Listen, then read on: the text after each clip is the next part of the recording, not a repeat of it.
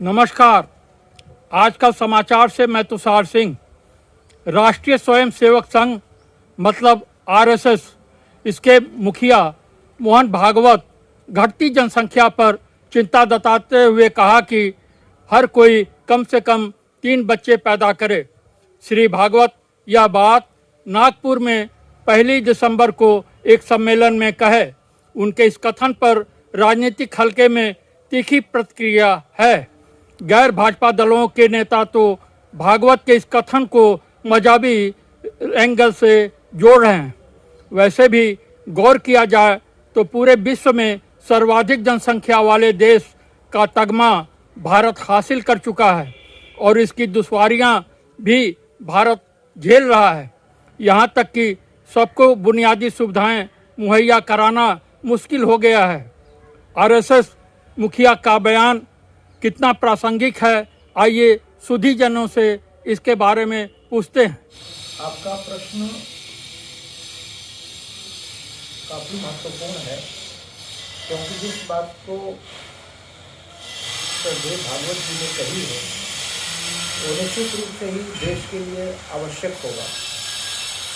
जहाँ तक देश का सवाल है, जनसंख्या का संतुलन जिस प्रकार बिगड़ता जा रहा है और भारत एक हिंदू राष्ट्र है और इसकी रक्षा अगर कोई करेगा तो केवल हिंदू ही करेगा, क्योंकि यहाँ का सदा से हिंदू बहुसंख्यक समाज रहा है। तो जिसका घर है वही इसकी रक्षा करता है। तो भागवत जी का जो वक्तव्य है पूज्य संचालक जी का, तो आज के परिवेश में निश्चित ही आवश्यक है, तभी उन्होंने ये बात कही है। भागवत जी ने जो बात कही है कि 3 बच्चे होने चाहिए जी, यही बात कही है ना।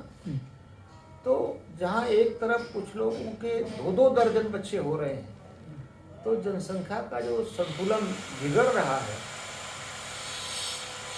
और निश्चित रूप से देश का जो भाग जहाँ हिंदू कम होता है वो देश से कट जाता है। हिंदू घटा देश कटा, ये तो मूल सिद्धांत है।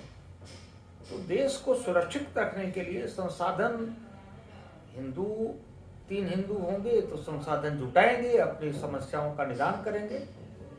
लेकिन दूसरी तरफ आप देखें कि जो मैंने अभी आपको उदाहरण दिया कि एक व्यक्ति के दर्जनों बच्चे हो रहे हैं, वो भी इसी देश में रह रहे हैं, उनको इस देश की चिंता है नहीं है। तो वो तो आवश्यक है वर्तमान परिस्थिति को देखते हुए। भारत की जनसंख्या फिलहाल विश्व में नंबर 1 पर है और इस समय भारत विश्व का सबसे युवा देश है, क्योंकि भारत की 35% आबादी युवा है।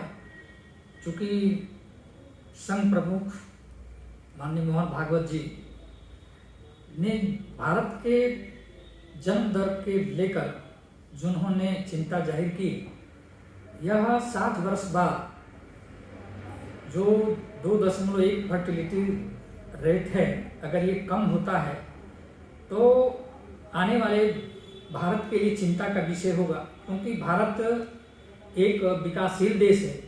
हमारी अर्थव्यवस्था विश्व की 5वीं अर्थव्यवस्था बन चुकी है। जैसा कि केंद्र सरकार का यह प्रयास है कि हम अपनी अर्थव्यवस्था को 2029 तक हम विश्व के 3रे नंबर तक ले जाएं और 1947 तक भारत एक विकसित राष्ट्र हो।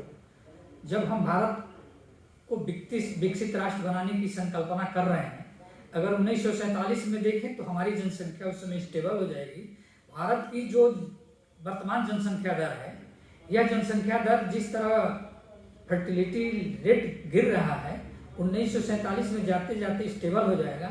जिस समय भारत एक विकसित राष्ट्र होगा, उस समय भारत के पास काम करने वाले लोगों की जनसंख्या चाहिए, जबकि हमारे उस समय बुजुर्गों की जनसंख्या ज़्यादा होगी, युवा की जनसंख्या कम।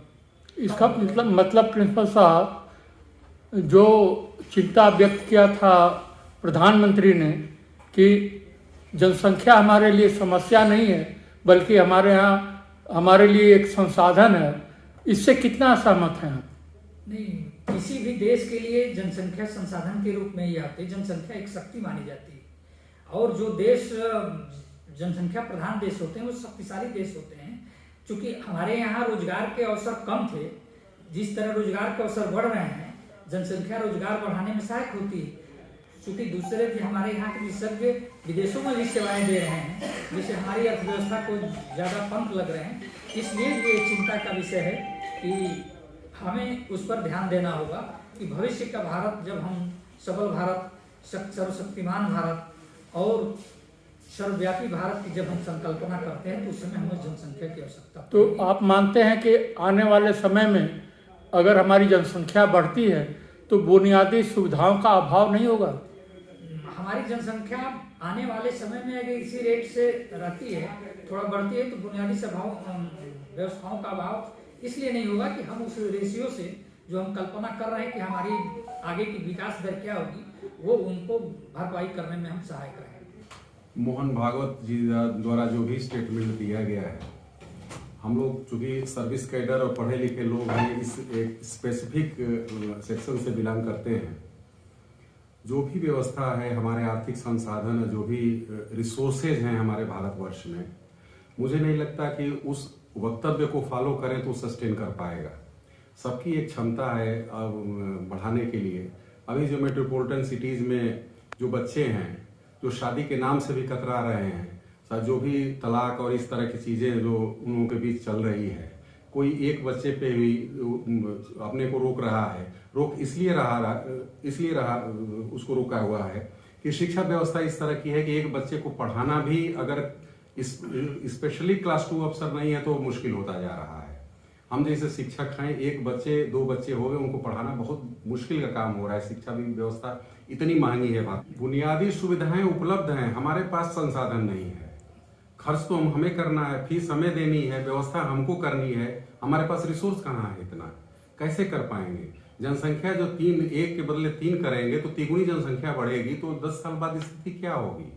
उस संसाधन तो रिसोर्सेज तो जो भी इंस्टीट्यूशंस हैं और सुविधाएं समाज में हैं तो हमेशा रहेंगी, लेकिन एक इंडिविजुअल एफर्ट कर पाएगा कि नहीं कर पाएगा?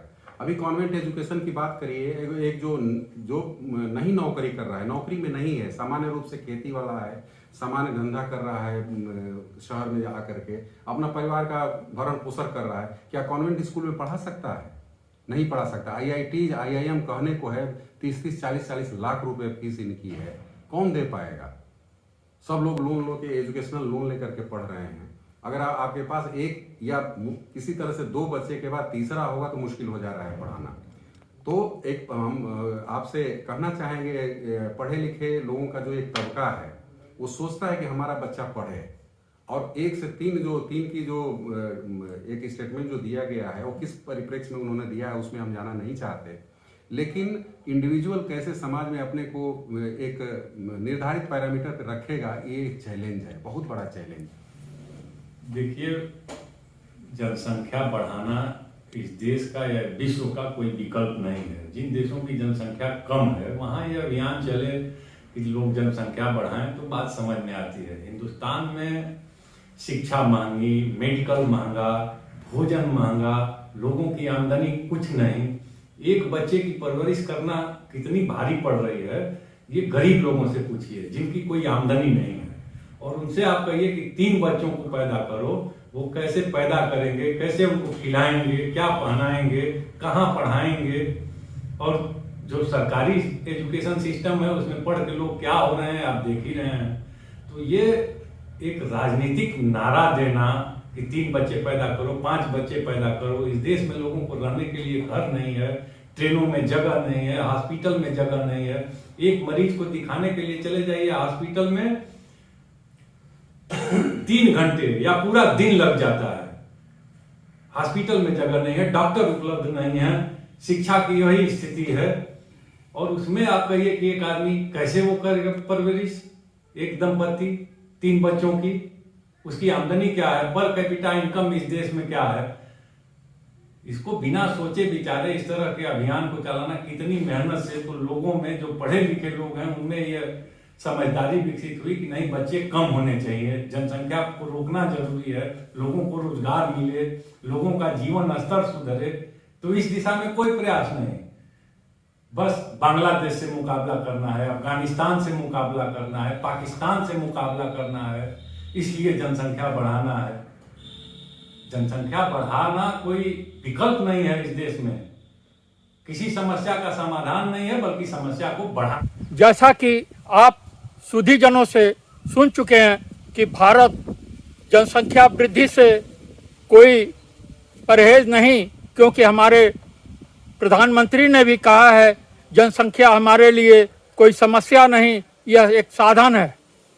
हाँ, कुछ लोगों का यह मत जरूर है कि बुनियादी सुविधाएं जब तक इस देश में नहीं बढ़ती हैं या हर नवयुवक को हाथ या काम नहीं मिलता है, तब तक आम जनसंख्या वृद्धि में रुचि नहीं लेगी, क्योंकि आम आदमी के सामने बुनियादी सुविधाओं का अभी भी काफ़ी अभाव है। धन्यवाद। आप हमारे चैनल को सब्सक्राइब करें, लाइक करें, शेयर करें और फेसबुक यूजर हों तो इसे फॉलो अवश्य करें।